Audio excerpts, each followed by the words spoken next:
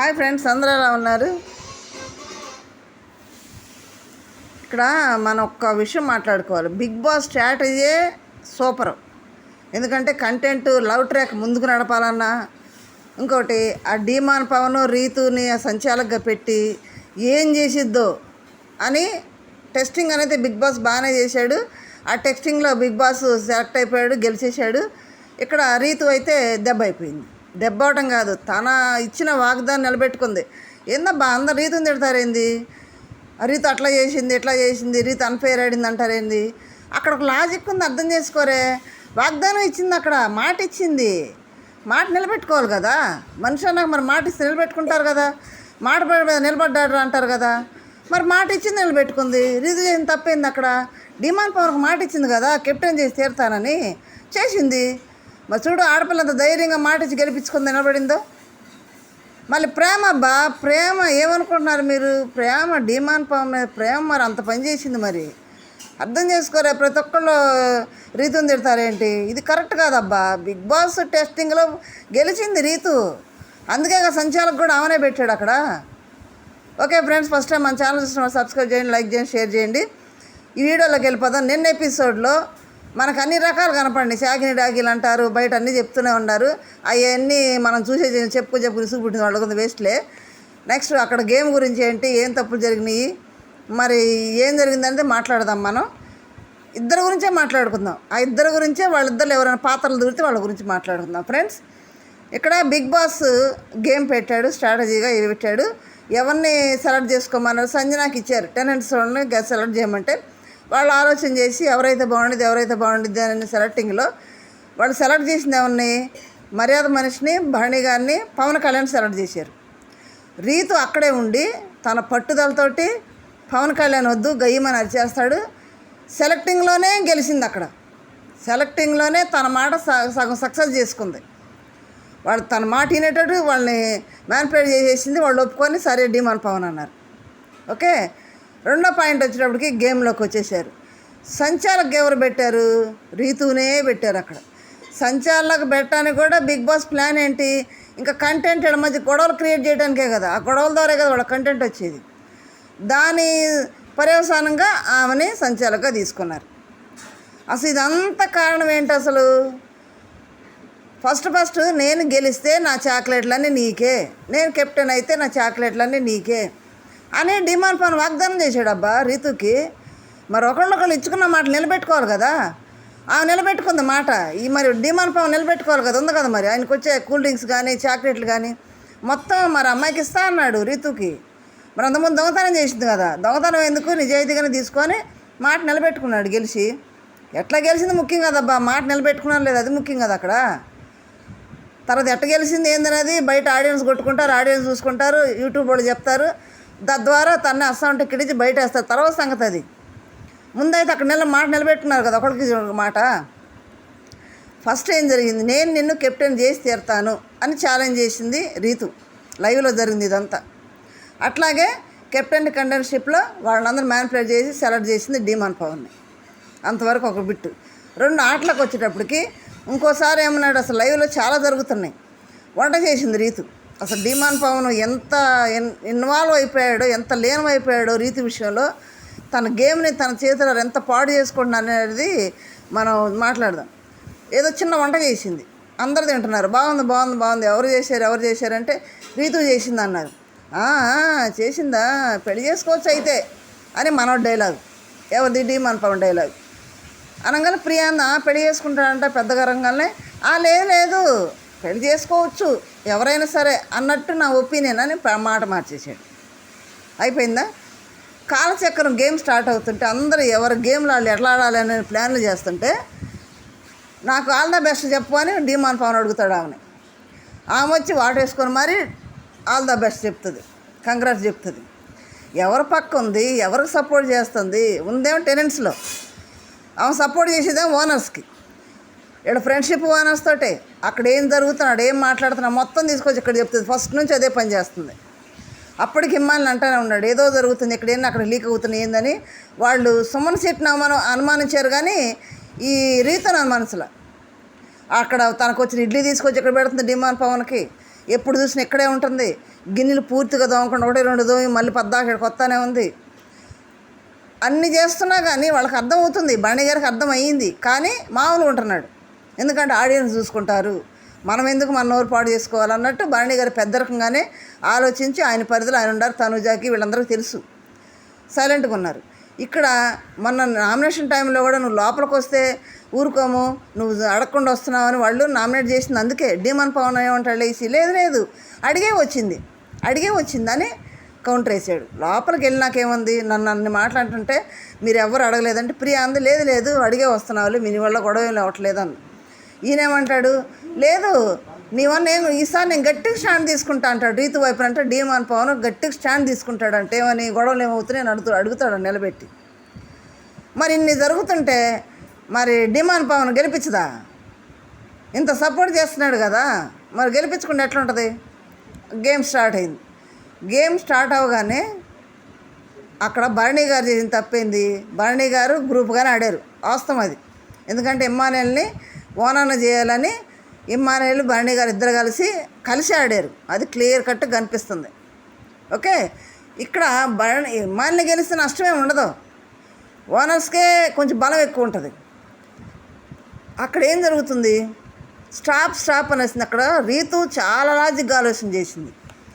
ఇక్కడ వీళ్ళిద్దరూ కలిసి ఆడుతున్నారు, ఈ కలిసి ఆడే దాంట్లో మర్యాద మనిషి అవుట్ అయిపోయాడు. నెక్స్ట్ మిగిలింది డీమాన్ పవనే. ఈ డీమాన్ పవన్ కూడా ఇద్దరు టార్గెట్ చేసి అవుట్ అవుతాడు అని లాజిక్ తోటి స్టాప్ అనిసింది. స్టాప్ అనాల్సిన అవసరం ఏంది, బజర్ మోగినాక కదా ఆగాలి వాళ్ళు. బజర్ మోగినాక ఆగి అప్పుడు కదా ఎవరో ఎక్కువ పెయింట్ ఉందో చెక్ చేసి చెప్పమనేది, అప్పుడు చెక్ చేసి చెప్పాలి. అది కాకుండా ముందే స్టాప్ అని అరవటం ఏంటి? వీళ్ళే ఓనర్స్ కామర్స్ వీళ్ళు శాకిని డాకిని పక్కన అరవటం. శాకిని డాకిని కాదు, శాకిని డాకిని 2.0. ఆల్రెడీ ఇంతకుముందు శోభా శెట్టి ప్రియాంక కూడా ఉన్నారు. వాళ్ళకి అతని దగ్గరికి బోలే మీదకి వస్తే శాకిని డాకిని పేరు పెట్టారు. అప్పుడు ఇది 2.0 కదా. వాళ్ళందరిని కలబోసిన వాళ్ళు వీళ్ళంతా, శోభా శెట్టిని కానీ యశ్వి కానీ మొత్తం. అక్కడ స్టాప్ అనింది, స్టాప్ అన్నవసరం లేదు, అతను ఆ అమ్మాయి అన్నవసరం లేదు. అన్నాక పూసాడు అంటుంది. మరి అన్నాక డీమాన్ పవన్ కూడా ఇమ్మాన్కి పూసాడు కదా, అన్నాకే పూసాడు. మరి అది కనిపించలేదా? అది కనిపించాలి కదా, ఇది కనిపిస్తే అది కూడా కనిపించాలి కదా. ఇది తప్పైతే అది కూడా తప్పే కదా. అదేం లేదు. మరి అప్పుడు సంజన అడిగింది, ఎందుకు నువ్వు అవుట్ అన్నావు అంటే, నేను స్టాప్ అన్నావు పూసాడు అంటే, స్టాప్ అని ఎందుకు అన్నావు, బదులు మోగినాకు కదంటే నీతో మాట్లాడను, నేను ఆడేవాడితో మాట్లాడతా అంటే భరణి గారికి అన్నీ తెలుసు. కానీ భరణి గారు మాట్లాడలే. భరణి ఇట్లా చేసిద్దని పవన్ కోసం చేస్తుందని కూడా భరణి గారికి తెలుసు, అందరూ తెలుసు. అయిపోయిందా? ఇక్కడ డీమాన్ పవన్ని ఇమ్మానుయేల్ చెక్ చేసి పెయింట్ ఎంతవరకు ఉంది, టీషర్ట్ ఎంతవరకు నిండింది, అవన్నీ కదా పూర్తిగా చెక్ చేసి చెప్పాలి. చెక్ చేసిందా? వెనక ముందు బాగా క్లియర్గా చెక్ చేసిందా? ఎంత పర్సంటేజ్ రంగు అంటకుందో చూసిందా? అదేమీ లేదు, ఊరికి అట్ట చూసింది, డీమాన్ పవన్ అనేసింది. తన మనసులో ఉన్న కోరిక అదే కదా, డీమాన్ పవన్ అనే కదా. మరి ఇక్కడ చాలామంది ఉన్నారు.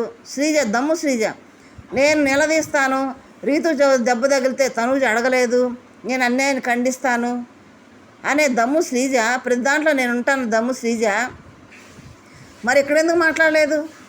రీతు అన్ఫేర్ అని ఎందుకు మాట్లాడలేదు? మళ్ళీ అంటది రీతు కరెక్టేనా అంటే, నువ్వు తీసుకున్న డెసిషన్ కరెక్టేనా అని మెల్లిగా అడుగుతుంది.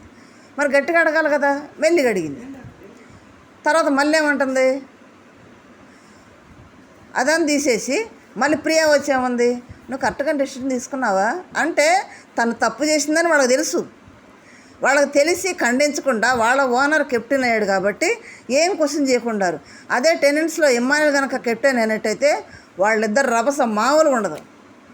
అసలు రభస చిన్నదాని పెద్దదానికే రభస పెద్దగా చేస్తారు వాళ్ళు. శాకిని డాకిని అంటున్నారు, అది కాదు, శాకిని డాకిని 2.0 వీళ్ళు.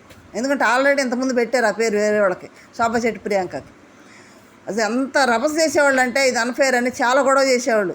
ఫెయిర్గా మీ ఓనర్స్ని గెలిపించుకున్నాను కూడా కొట్లాడేవాళ్ళు అప్పుడు. మరి ఇప్పుడు వీళ్ళ ఓనర్స్ని గెలిచినందుకు ఏం మాట్లాడకుండా సైలెంట్గా ఉన్నారు. అప్పుడు గెలిచాడు, అయిపోయిందా. రీతు రాగానే ప్రియ అడిగింది, నువ్వు దీనివల్ల వాళ్ళకి సింపతి వచ్చేసి దిమ్మానికి బాగా సింపతి పెరిగిద్దని. గేమ్లో ఇన్ని క్యాలిక్యులేషన్స్ ఇంత ఆలోచించి ఇంత చేసేవాళ్ళు మరి ఇది అన్ఫేర్ కదా, మనం కలుగు చేసుకుంటే మనకు కొంచెం ఆడియన్స్లో వెయిట్ పెరుగుద్ది ఆయన నేను ఖండించాలని ఆలోచన వాళ్ళకి లేదా? ఏదైనా తమ్ముడు తనవాడైనా కానీ న్యాయం చెప్పాలి కదా. అంటే తమ్ముడు తన ప్యాకెట్ అన్నట్టు న్యాయం మాట్లాడాలి కదా. మాట్లాడినట్టయితే ఆడియన్స్లో ప్రియాకి కానీ దమ్ము శ్రీజ కానీ ఎక్కడో ఉండేవాళ్ళు.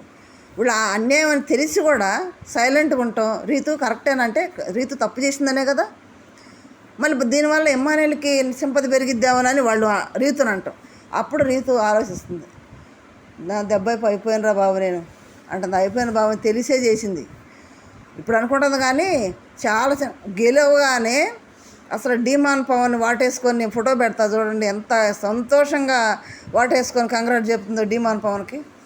మన తెలియకుండా చేసింది అని ఎట్లా ఉంటుంది? తెలిసే చేసింది, తెలిసే రాంగ్ చేసింది. తెలుగే ఫెయిర్ సంచాలక ఉంది, ఫెయిర్ డెసిషన్ ఇచ్చింది, అన్ఫెయిర్ డెసిషన్ ఇచ్చింది. సంచాలకగా టోటల్ 100,000% ఫెయిల్. ఈ గేము ఆడారంటే ప్రశాంత్ గౌతమ్, నెక్స్ట్ గౌతమ్ నిఖిల్ ఏం ఆడారు, ఏం పోరాడారు, అసలు పురులు పోరాడారు, ఏం కొట్టుకున్నారు. చెక్ చేసేవాడు ఒక pin to pin Bigg Boss 4 సార్లు చెక్ చేయమంటే చెక్ చేసి ఒకనొక సమయంలో అన్ఫేర్ డెసిషన్ తీసుకుంటే ఒక బిగ్ బాస్ మళ్ళీ చెక్ చేసి అప్పుడు వాళ్ళు డెసిషన్ చెప్పారు. ఎందుకంటే అంత కష్టపడి ఆడతారు కాబట్టి దాన్ని. అసలు ప్రశాంత్ గౌతమ్ ఆడారు. అదే ఈ గేము ఏ షోకైనా, బిగ్ బాస్ షోలు ఏ సీజన్కైనా కానీ హైలైట్ గేమ్ ఇది. అలాంటిది ఏమన్నా ఆడినట్టుందా? అసలు అది ఏమన్నా ఆడినట్టుందా? ఏందో వచ్చారు, పూసుకున్నారు, వెళ్ళిపోయారు. అసలు టైం అని కేటాయించినట్టుగా లైవ్లో కూడా పెద్ద టైం ఏం తీసుకోలేదు. టకటక ఆమె చెప్పేసింది, బిగ్ బాస్ ఓకే అన్నాడు. వీళ్ళందరూ ఏం చేస్తున్నారు, సంచాలక డెసిషనే ఫైనల్ కాబట్టి మనం ఏం మాట్లాడతాం. మరి బిగ్ బాస్ కూడా అదే అంటాడు కాబట్టి ఏం మాట్లాడతాం. ఇక్కడ నాకు సార్ చేసింది ఒక పని ఏంటంటే, కొంచెం మొన్న ఇమ్మానుయేల్కి అన్యాయం జరిగింది కాబట్టి అప్పుడు కనుక మర్యాద మనిషిని కనుక క్వశ్చన్ చేసినట్టయితే, నాకు సార్ వీడియో చూపించి మరీ మాట్లాడినట్టయితే, కొంచెం కోటింగ్ మర్యాద మనిషికి ఇచ్చినట్టయితే ఇక్కడ సెట్ అయ్యేది. అంటే రేపు నాకు సార్ వస్తాయి అడుగుతాడని తెలుసు, వీడియో చూపించి మరీ అడుగుతాడని తెలుసు, నువ్వు ఫెయిర్గా ఇచ్చావని రీతుకు తెలిసి కూడా అంటే వాళ్ళ అన్నీ కూడా బేఖాతరు చేసి డెసిషన్ అన్ఫేర్గా ఇచ్చిందంటే చూడండి ఎంత లోతుల్లో మునిగిపోయిందో డీమాన్ పవన్ మీద అమ్మాయికి. అమ్మాయి ఆడ సంచాలకుంటే అబ్బాయి ఏమో కొంచెం ఇట్లా అంటున్నాడు, బాడీ ఇట్లానే ఆడుతున్నాడు ఆడ డీమాన్ పవన్. ఏమన్నా కష్టపడ్డట్టుందా? ఇమ్మానుయేల్ పాపం ఎంత కష్టపడ్డాడు, రొప్పుతున్నాడు. ఏమన్నా డీమాన్ పవన్ కష్టపడ్డట్టుందా? అసలు చెక్ చేసిందా? అది అంత ఉందన్నమాట డీమాన్ పవన్ ప్రేమ. మరి మీరేంది రీతుని తిడతారు అందరు కలిసి? ప్రేమ ఒకటే ప్లస్ వాగ్దానం చేసింది అక్కడ. అసలు ఆమె కోసం చాక్లెటే పోయి సంజనాని అడుక్కొచ్చాడు కెప్టెన్ కాకముందే. చాక్లెట్ తీసుకున్నాను, చాక్లెట్ కావాలంది. ఇప్పుడు కావాలనగా విత్ సెకండ్స్లో పోయి చాక్లెట్ అడిగాడు ఆమెను.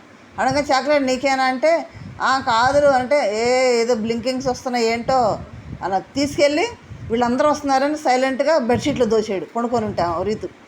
ఆ బెడ్షీట్లోంచి తీసుకున్నామా కొంచెం తినమంటే రీతుని తిని ఈమన్నాడు. ఎంత ప్రేమ చూడండి అసలు ఎట్లుందంటే డీమాన్ పవన్ని. మరి ఇప్పుడు కెప్టెన్ అయిపోయాడు కాబట్టి, లేకపోతే అందరూ వేసుకునేవాళ్ళు ఖచ్చితంగా. కెప్టెన్ అయిపోయాడు కాబట్టి రీతు కొంచెం తిని ఇస్తే చాక్లెట్ అప్పుడు తిన్నాడు డీమాన్ పవన్. చూడమ్మా ఎంత లోతుకి వెళ్ళింది చూడండి. మరి అంత లోతుని ఎట్లా అంటారు మీరు అన్ఫేర్ అని? ఆమెమో కెప్టెన్ చేసి తీరుతాను నేను, నీకు లక్కు అనేమో కెప్టెన్ చేసింది. ఇక్కడేమో నేను కెప్టెన్ అయితే నా చాక్లెట్స్ డ్రింక్స్ నీకే అని వాగ్దానం ఒకడొకడు పుచ్చుకున్నారు, నిలబెట్టుకున్నారు. ఆడియన్స్ కదా వాళ్ళని ఏం చేయాలో ఆలోచించేది, వాళ్ళకేం వాళ్ళు చేసుకున్నారు. అన్ఫేర్ అని హౌస్లో అందరికీ తెలుసు, ప్రియ మొత్తానికి తెలుసు, భరణి వాళ్ళకి అందరూ తెలుసు. భరణి గారు వీళ్ళు ఏంటంటే సంచాలక డెసిషనే ఫైనల్ కాబట్టి వాళ్ళు ఏం మాట్లాడలేదు. మరి ఆడియన్స్ మాట్లాడతారుగా, మనం వీడియో వినేవాళ్ళు చూసేవాళ్ళు కానీ మాట్లాడతారు కదా. మరి మీరేం మాట్లాడతారు? అది ఫెయిర్ అంటారా? మాట నిలబెట్టుకుందంటారా? ఏమంటారో కామెంట్ చేయండి. కొంచెం కామెంట్ చేయకపోతే మాత్రం ఏమైనా కానీ కామెంట్ చేయండి. లేదా ఫెయిర్ అన్నా అన్ఫెయిర్ అన్నా ఏదన్నా కామెంట్ చేయండి. ఓకే ఫ్రెండ్స్, నిన్న ఎపిసోడ్ గురించి రీతు డీమాన్ పవన్ వీళ్ళిద్దరి గురించే నాకు కామెంట్ చేయండి. Thank you.